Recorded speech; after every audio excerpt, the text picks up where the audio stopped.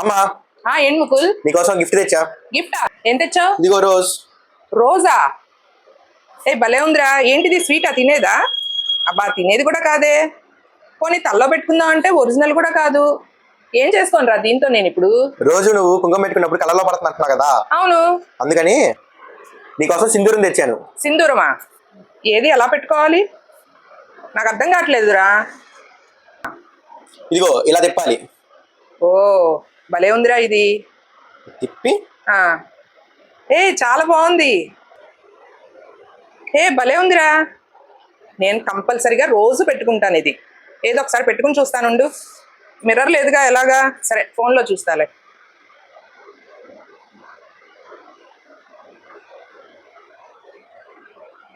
Wow, మంచి bright maroon colour, చాలా బాగుంది.